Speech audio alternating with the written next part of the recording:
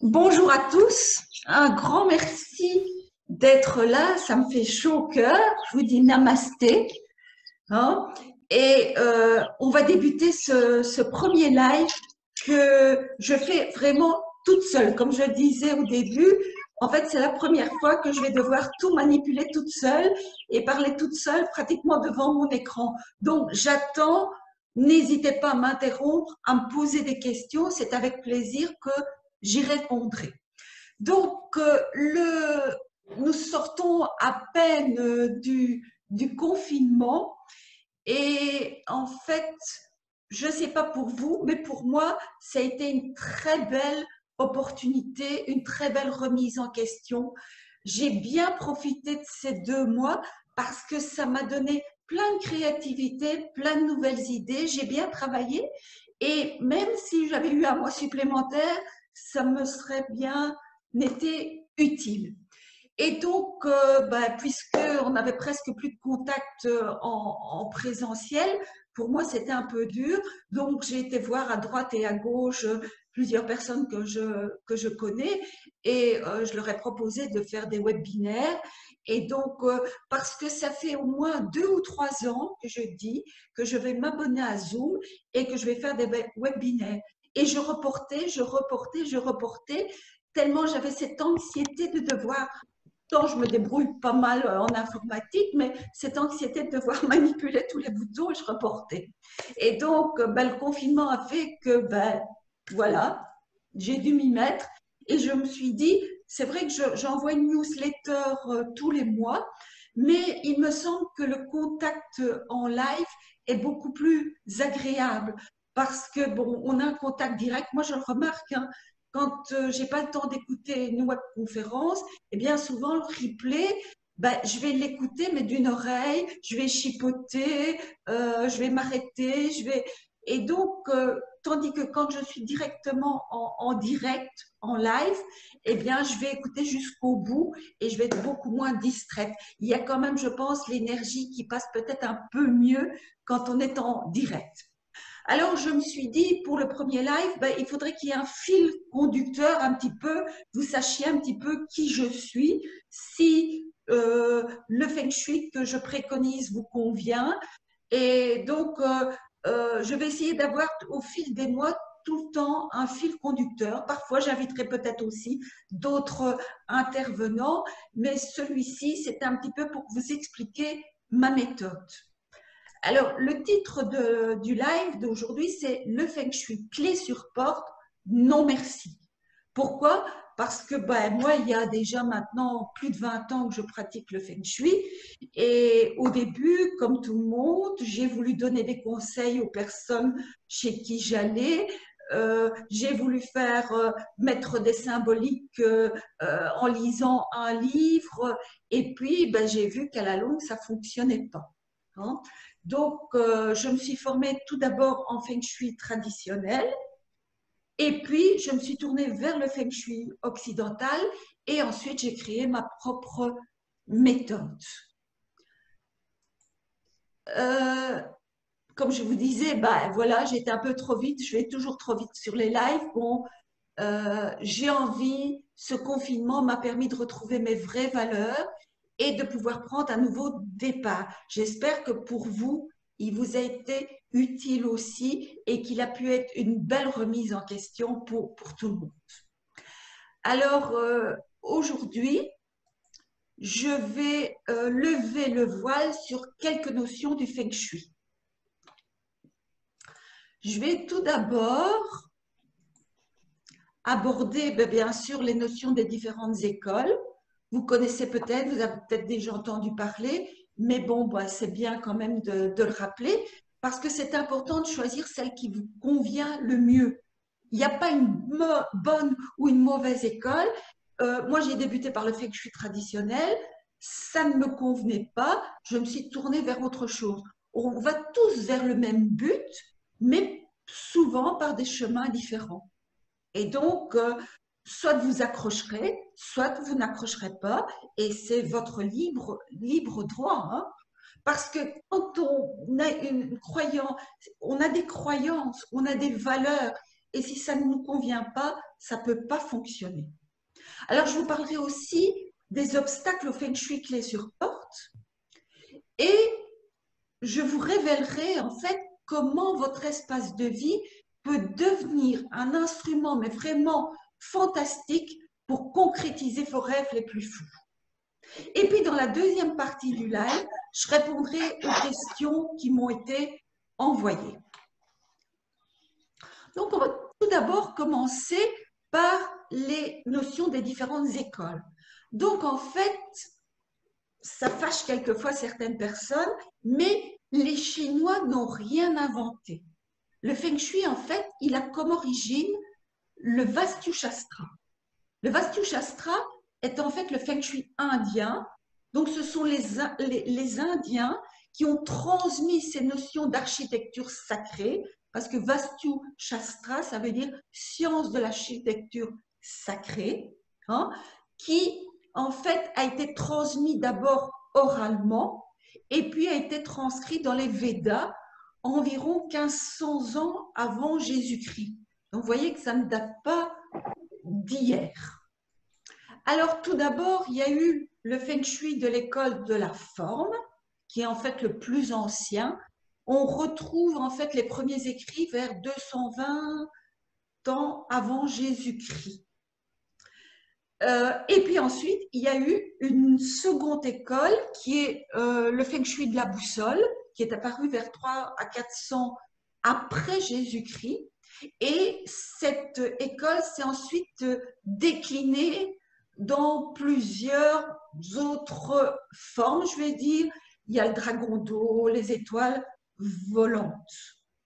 Et donc, le Feng Shui dont je vais vous parler est plutôt issu de l'école de la forme, mais qui s'est occidentalisée. Alors, bien sûr, dans les notions des différentes écoles, les fondements du Feng Shui sont totalement identiques. On a la circulation d'énergie, parce qu'on sait que tout est animé d'une énergie.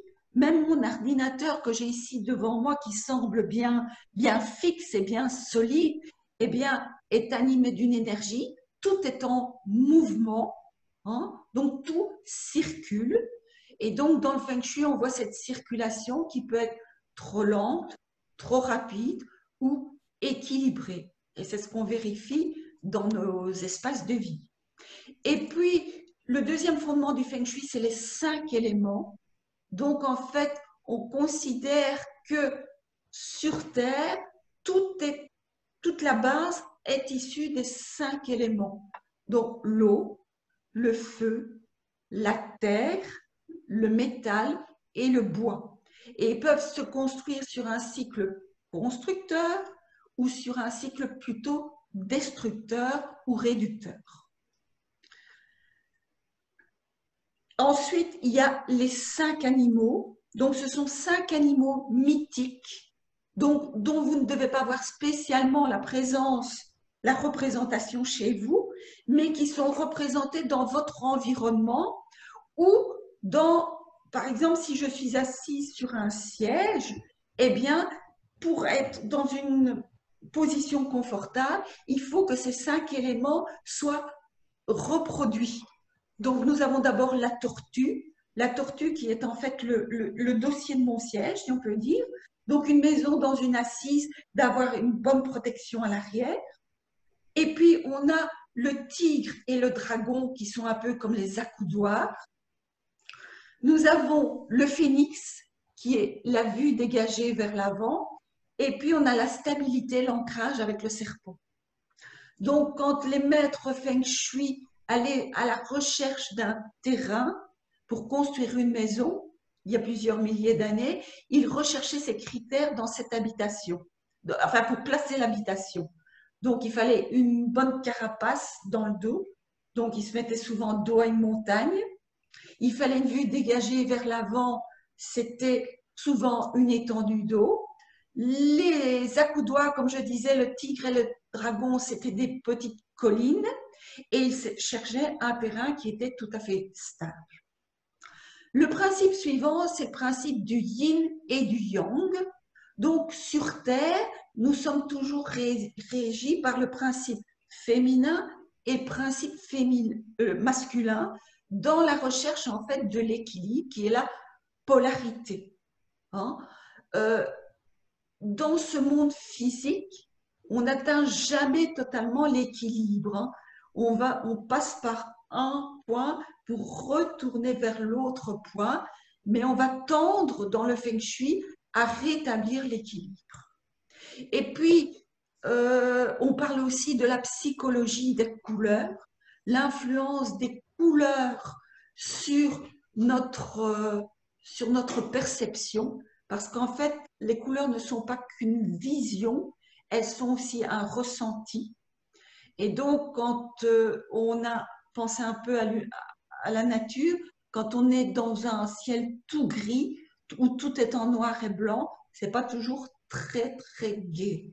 Donc, il faut essayer aussi, aucune couleur n'est bonne, aucune couleur n'est mauvaise ou meilleure qu'une autre, c'est toujours cette recherche de l'équilibre.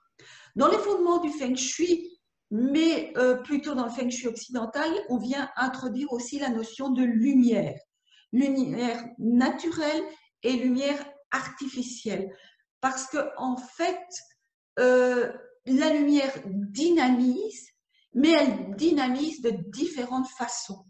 Un éclairage qui va venir du plafond n'aura pas la même puissance d'énergie qu'un éclairage qui est plutôt diffus ou comme un spot ou comme une bougie. Tout ça intervient aussi dans les fondements du Feng Shui. Et puis, dans le Feng Shui de la forme occidentale, les symboliques ont une très grande importance. Pourquoi? Parce que pensez un peu à l'effet hypnotique de la publicité. Nous sommes influencés par les publicités, par des images. Parfois, on veut nous vendre un yaourt et on nous montre un couple qui s'enlace. Donc, notre cerveau imagine que le yaourt sera délicieux parce que on voit ce couple qui s'enlace et qui représente le bonheur. Donc, les symboliques ont une grande influence sur notre conscient et sur notre inconscient. Et puis, il y a une notion très importante que tout le monde pratiquement connaît, même si on n'aborde que très peu le Feng Shui, c'est le Bagua. En fait, c'est cette fameuse forme, ce fameux plan que l'on vient déposer sur le plan de son habitation et qui représente les différents secteurs de notre vie. Donc, on a la renommée, la réputation, l'image qu'on donne de nous-mêmes, la zone amour, la zone projet enfant, la zone aide extérieure, la zone carrière, la zone connaissance, la zone santé-famille, la zone richesse, donc la zone abondance. Jusqu'ici, tout va bien? Donc, en fait, les fondements dans les différentes écoles sont pratiquement identiques. Ce qui vient faire la différence, en fait, c'est que dans l'école de la forme, on va placer donc ce fameux bagua que vous voyez sur l'écran à partir de la porte d'entrée. Donc, ça veut dire que dans l'école de la forme, on aura toujours la zone carrière, si vous voulez, qui sera pratique. Si vous avez votre porte d'entrée de l'habitation qui est au centre, vous entrerez dans la zone carrière. Par contre, si votre porte est plutôt sur la gauche, vous entrerez dans la zone connaissance. Et si votre porte est plutôt sur la droite, vous entrerez dans la zone aide extérieure. Je viendrai mettre une petite nuance juste après, mais je vais vous parler de l'école de la boussole. Là où l'école de la boussole, on place donc de nouveau ce bagua sur le plan de votre habitation, mais on va rechercher l'orientation cardinale. Et on va placer la zone renommée ou réputation au sud et la zone carrière au nord. Ça veut dire que vos zones auront toujours exactement la même orientation cardinale. Par contre, dans l'école de la forme, les zones pourront avoir différentes qualités puisqu'elles pourront être dans des directions cardinales différentes. Et c'est là où je viens à une notion qui est issue du Vastu Shastra et qu'on utilise dans le Feng Shui occidental et dans la méthode que j'ai créée, le Feng Shui de la nouvelle conscience, c'est que l'énergie n'est pas uniquement une quantité, donc une flèche, hein, une direction, trop lente, trop rapide ou équilibrée.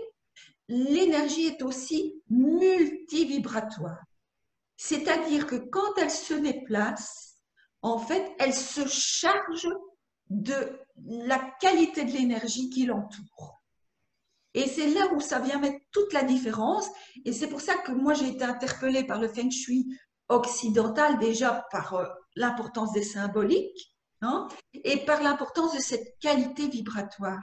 Parce que ça permet de se rendre compte qu'on peut vivre à des niveaux de conscience différents. On peut vivre dans le niveau de survie, quand on vit dans une qualité vibratoire qui est très basse, mais on peut monter. Il existe en fait 7 niveaux de conscience dont on n'atteindra pas les 7, nous, sur Terre. Si on arrive déjà, si on vit au 4e niveau dans le monde matériel, ce sera fantastique parce qu'on est continuellement connecté en fait à son intuition. Donc le 2e niveau, c'est le mettre au boulot dodo. Le 3e niveau, on est déjà dans les projets. Et dans le 4e niveau, on est connecté à son intuition.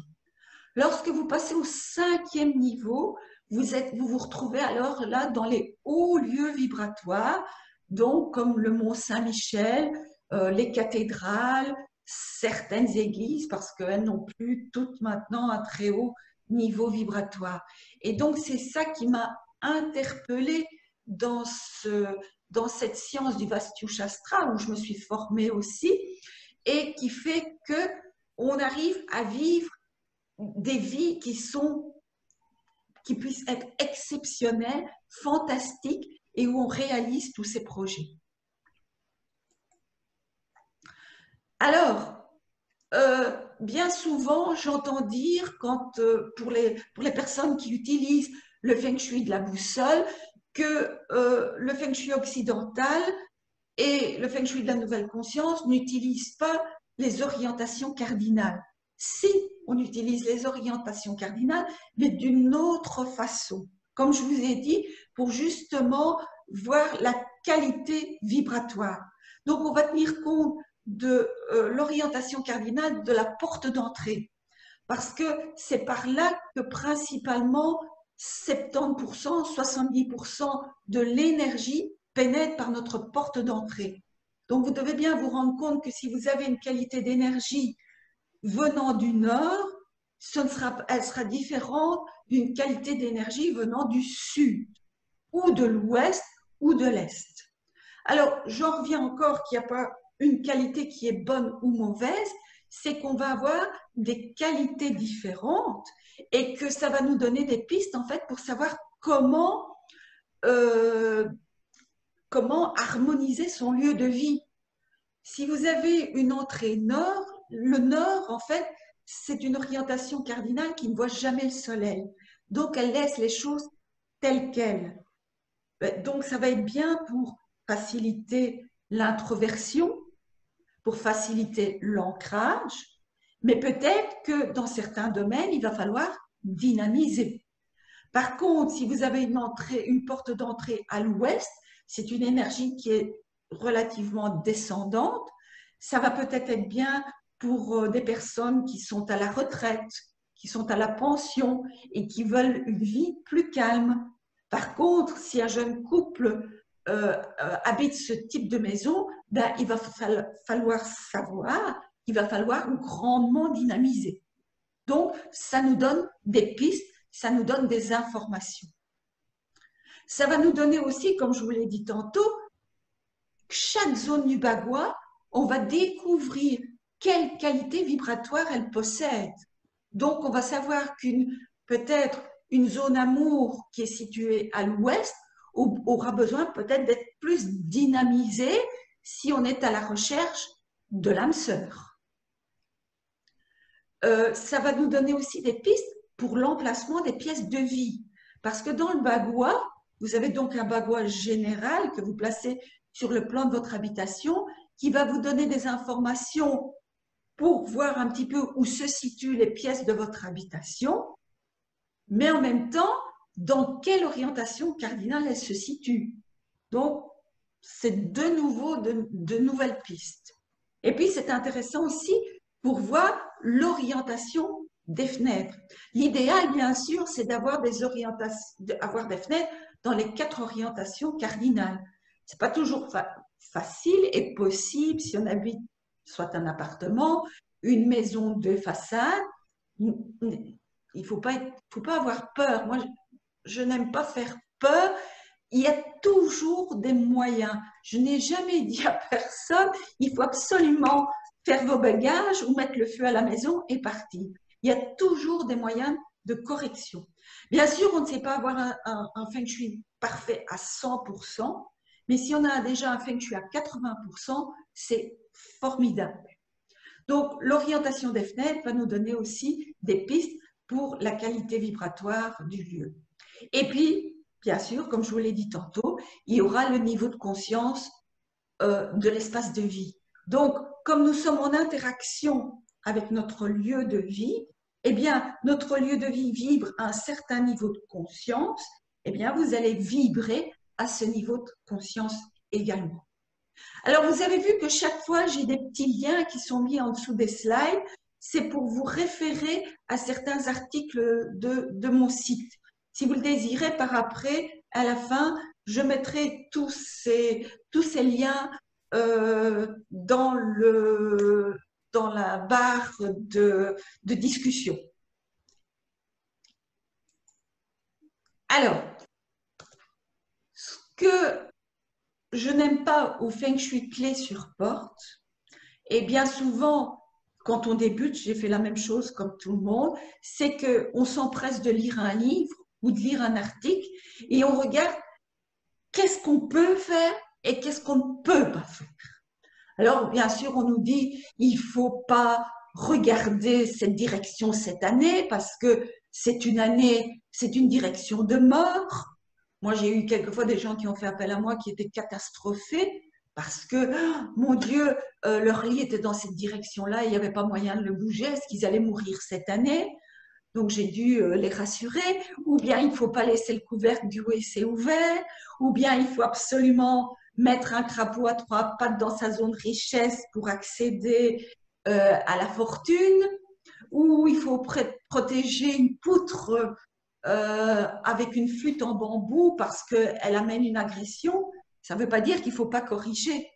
Mais je n'aime pas ce côté il faut ou il ne faut pas. Quelle est la raison? Ben parce qu'en fait, quand on commence à chipoter comme ça et à aller mettre des symboliques, on est en train de déstabiliser toute l'harmonie de son lieu de vie. Parce qu'il y a certainement des choses qui vont très bien dans votre vie. Et pourquoi aller changer quelque chose? Peut-être que vous allez aller changer quelque chose et que vous allez tout déstabiliser et que ce n'était pas ce qui était voulu. Donc, attention.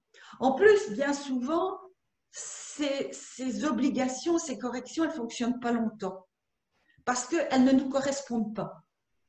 Ma sœur discutait il y a quelque temps avec une dame qui avait fait du feng shui et donc on lui avait donné certaines indications, placer certaines choses, déplacer, installer.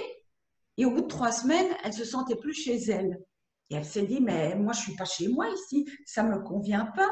Et donc, elle a tout remis comme avant.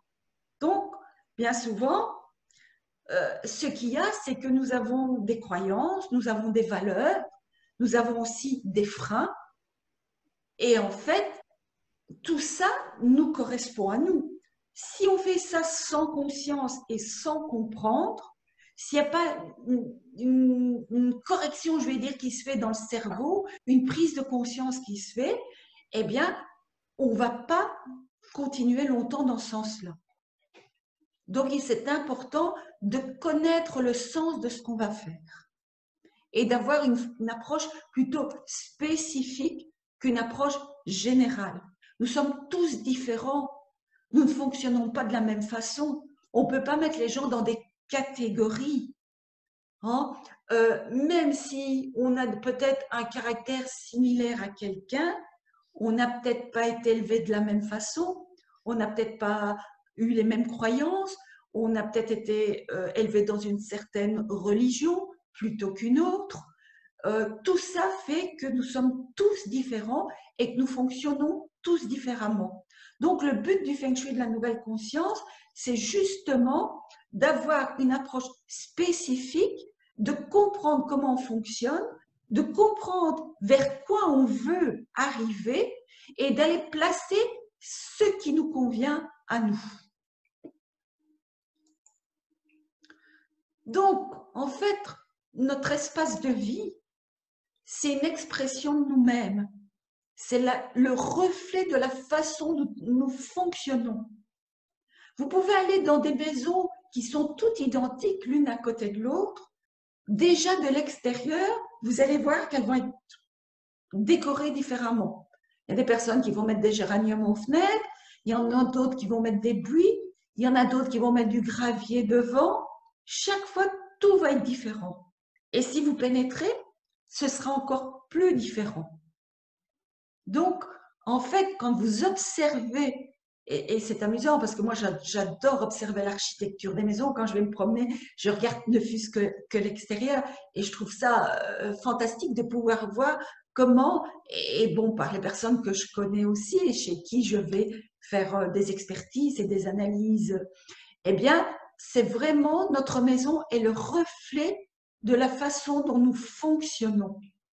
C'est un peu le miroir de l'être physique que nous sommes, mais aussi de tout notre mental et de tout notre côté émotionnel.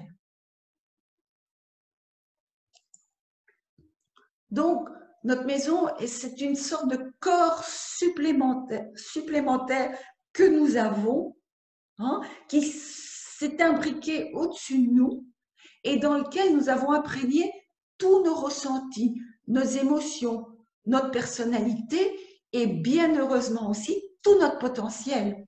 Donc, il est important de ne pas tout changer directement dans sa maison, mais de l'observer. Il y a des bonnes choses qui sont installées et celles-là, il faut les laisser.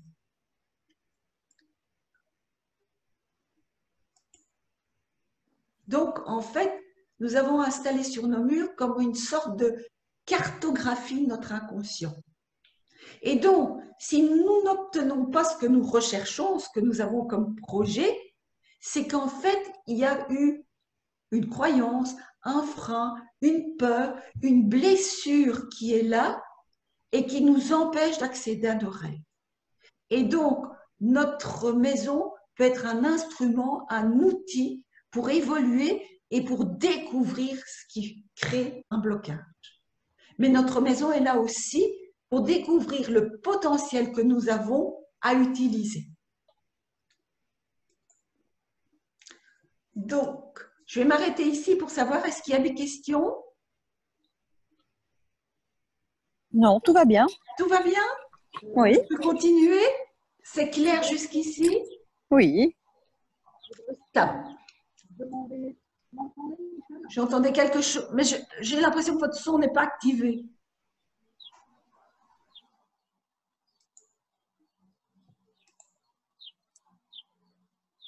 Voilà, vous pouvez activer. Ça va? Je vous entends presque pas. Vous pouvez peut-être mettre dans la barre de discussion, peut-être si vous avez une question. Je vais regarder. Voilà.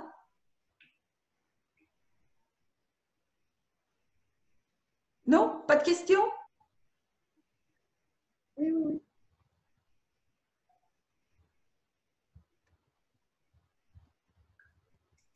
Je ne la vois pas. Ah, je dois peut-être. Voilà. Combien de temps dure le live? Eh bien, je voudrais qu'il dure 1 heure, pas plus. Parce que je pense qu'après, l'attention est perdue. Donc, je vais essayer d'être le plus bref possible. Mais bon, il y a quand même des notions qu'il faut introduire. Je ne sais pas si vous étiez là au tout début, mais j'ai dit que j'ai essayé d'avoir un fil. Donc, au fil des mois, tous les quatrièmes mardis du mois, je vais essayer, donc j'ai débuté par les notions un petit peu de base du Feng Shui, et puis je vais aller et essayer de suivre le fil le plus possible. Donc, si vous avez des idées aussi, n'hésitez pas à me les envoyer et ça me donnera aussi des pistes parce que tous les mois, il faut avoir un peu de créativité, d'imagination pour créer un live tous les mois. Donc, je ne sais pas, il y a combien de temps? Il y a 34 minutes. Donc, je vais essayer d'accélérer un petit peu, mais ça va, on avance. Donc, au bout de quelques années, donc ça fait plus de 20 ans maintenant, moi j'ai commencé le Feng Shui en 1998. Et donc, j'ai fait des expériences puisque je vais au sein des domiciles des personnes et j'ai créé en fait, il y a quelques années maintenant, ma propre méthode. Parce que je me suis rendu compte que les fondements du Feng Shui, c'était très bien, mais qu'il fallait passer par une étape intermédiaire qui manquait souvent cette étape et qu'on n'en parlait pas, c'est qu'on passait du domaine il faut faire ça, il faut pas faire ça, c'est pas bien, donc il faut mettre ça. Et comme les gens ne comprenaient pas, bah bien souvent ils retournaient à leurs anciennes, ou alors, ça je l'ai déjà remarqué, c'est que quand on leur dit que quelque chose ne convient pas là, ils vont aller le reproduire dans une autre pièce de la maison, tout simplement parce qu'ils n'auront pas compris le sens. Donc, j'ai créé ma propre méthode qui est en fait du décryptage d'espace de vie. Pourquoi décryptage? Parce que en fait, le mot décryptage vient de crypte, sortir de la crypte. Donc, nous sommes une crypte. Il y a quelque chose qui est enfermé à l'intérieur de nous. Alors, on peut travailler sur nous en développement personnel et c'est très bien. Ça fait encore évoluer plus vite notre Feng Shui et notre évolution personnelle et spirituelle, mais il y a quelquefois des choses qu'on n'arrive pas à sortir de notre crypte personnelle et donc notre maison va être un outil fantastique pour aller découvrir les choses cachées de notre inconscient. Donc, la première étape, donc, avant de changer quoi que ce soit dans votre lieu de vie, c'est de décrypter le langage de votre espace de vie. Donc, c'est de connaître son langage. Donc, de voir ce que vous avez installé. Ce qui est important pour avoir un recul, parce que quand on vit dans sa maison, on ne s'en rend pas toujours compte, c'est de faire des photos. Donc, c'est d'aller faire des photos, c'est de découvrir là où il y a un souci. Hein, il y a toute une marche à suivre. J'ai créé une roue de la satisfaction. On définit ses objectifs et on va aller décrypter ce qui se passe dans les zones qui posent problème. Et puis, on va aller voir aussi dans la psychogénéalogie du lieu. Donc, bien souvent, je vais chez des personnes qui sont en train de quitter une maison pour aller vers une autre ou qui sont en train de construire. Et donc là, on va travailler sur les deux maisons. Ou alors, on va travailler sur la maison de l'enfance pour aller voir ce qui se passe. Parce que bien souvent, quand quelque chose n'est pas réglé, on va le reproduire de maison en maison. Et quand j'entends certaines personnes qui disent bah, « ça ne fait rien, je ferai le Feng Shui quand j'aurai déménagé », ben, ce n'est pas peut-être la bonne chose parce qu'on va aller rechercher une maison avec les mêmes critères qui sont de nos blessures, de nos freins et de nos croyances. Donc, l'idéal, c'est souvent de dire, bon, je vais faire le Feng Shui de mon habitation, je vais peut-être pas faire un Feng Shui coûteux, mais je vais déjà aller voir le Feng Shui de mon ancienne maison et voir ce qui se passe pour comprendre comment je vais faire pour la suite. Donc, on va aller travailler et dans la psychogénéalogie des lieux de vie et dans notre propre généalogie pour aller voir les choses que l'on répète, soit de génération en génération ou d'année en année soi-même. Et puis, on va aller découvrir le sens caché de nos intentions. Parce que bien souvent, il y a des personnes qui pourraient dire, tiens, je veux devenir riche. ou je veux rencontrer le prince charmant. Mais qu'est-ce que c'est pour vous devenir riche ou rencontrer le prince charmant? Il y a des notions, nous sommes tous différents. Donc, c'est important d'aller chercher ce sens caché. On va dépasser nos peurs, nos fins, nos croyances. Donc, ça se peut qu'on arrive aussi à travailler. Je suis formée en EFT, en PNL, en énéagramme. Donc, on va aller chercher un autre outil, ou en généalogie, et on va aller chercher un autre outil, justement, pour aller débloquer ce qui se passe. Et puis, on va installer les symboliques qui sont adaptés positivement pour nous, mais qui correspondent aussi à nos valeurs. Parce que moi, en tant qu'Européenne, qu'est-ce que représente pour moi un crapaud à 3 pattes? Pour moi, il n'a pas vraiment une symbolique valable pour moi. Pour un Asiatique, ok. Donc, on va aller chercher la symbolique qui nous correspond. On va, en fait, comme avec cette symbolique, on va ancrer dans la matière notre projet, notre rêve. Hein? Notre corps est physique, on vit dans le matériel, on a besoin de ce matériel, cette symbolique, pour aller ancrer ce qu'on veut réaliser. Et puis, on va aller y mettre de l'attention. C'est important de mettre de l'attention dans ce qu'on fait. Et puis, on va se détacher du résultat, c'est-à-dire lâcher prise. Donc, c'est pas toujours facile de comprendre, mettre de l'attention et lâcher prise, mais c'est ça qui est important pour que ça se réalise. Et donc, comme ça, je vous ai décrit un peu ma méthode. Maintenant, vous savez si ma méthode vous convient ou si vous préférez une autre méthode. Donc, c'est important que je dise ça dès le premier live, parce que si cette méthode ne vous convient pas, ben, il ne faut pas continuer. Hein? Je n'aime pas, je ne suis pas branchée côté magique et ésotérique. Le Feng Shui est magique, il fait des miracles, moi je le trouve. Mais quand on a trouvé la bonne piste. Mais s'imaginer que mettre une fontaine dans sa zone abondance et le lendemain gagner au loto, pour moi, c'est pas possible. Alors, bien sûr, il y a des étapes aussi préliminaires. Hein? On en parle beaucoup et ça, je vais passer un peu vite dessus. C'est que avant de commencer le Feng Shui chez soi, il faut trier, il faut ranger, il faut nettoyer.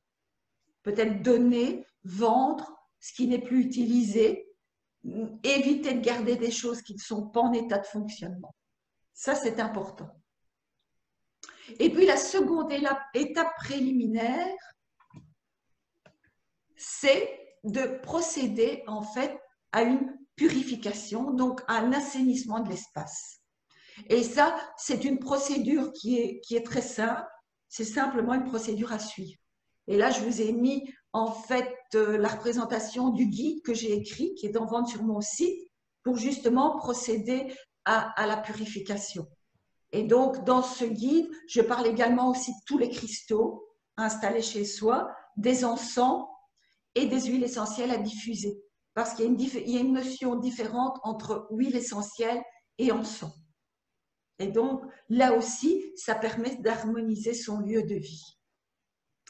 Et puis, il y a une dernière étape qu'on oublie bien souvent, c'est d'exprimer sa gratitude. C'est ça qui est important, parce que bien souvent, on ne se rend pas compte du chemin qu'on a fait. On a obtenu quelque chose et on est déjà passé sur autre chose qu'on veut déjà obtenir.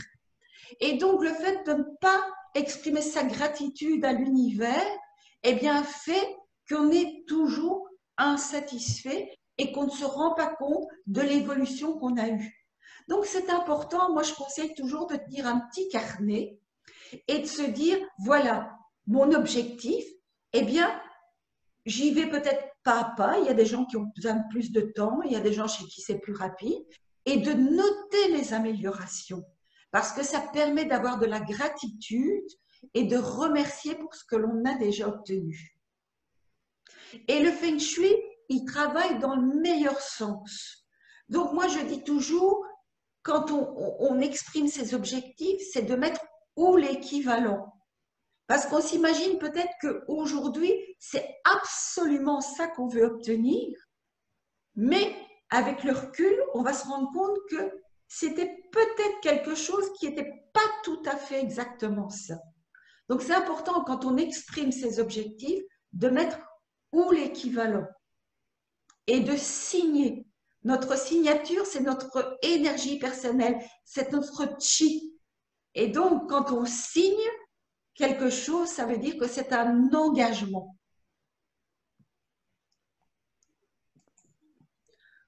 Donc, vous avez eu un peu une idée de ma méthode. Hein? Donc, si vous voulez aller plus loin, si vous avez peur de mal appliquer les principes ou si vous voulez vraiment approfondir votre connaissance, eh bien, je propose des ateliers. Hein? J'ai des formations en ligne. J'en ai une qui est vraiment sur les fondamentaux du Feng Shui, donc avec les principes de base du Feng Shui, donc qui est à 37 € et qui dure 8 semaines. Donc pendant 8 semaines, vous recevez toutes les semaines un PDF avec la théorie et les exercices. Et comme ça, vous pouvez progresser chaque semaine. Ça demande environ allez, 30 à 45 minutes, 1 heure peut-être maximum de travail par semaine pour progresser toute seule ou tout seul, pas à pas avec le Feng Shui. Et alors, bien heureusement, je suis très contente, à partir du 6 juin, les ateliers en présentiel reprennent parce que j'ai vraiment besoin pendant ces 2 mois, de confinement, ce qui m'a le plus manqué, c'est le contact avec tous mes apprenants en Feng Shui. Et donc, ils vont reprendre à Givry, le 6 juin, je pense que c'est à Givry, au magasin Quintessence, qui est un magasin de décoration. Et puis, au centre Cristalline, je pense que ce sera au mois de juillet à Braine-l'Alleud. Ce sera également tout près de Leuze, dans un magasin de décoration aussi, une dame qui est architecte d'intérieur. Et puis, il y aura Zomatitude.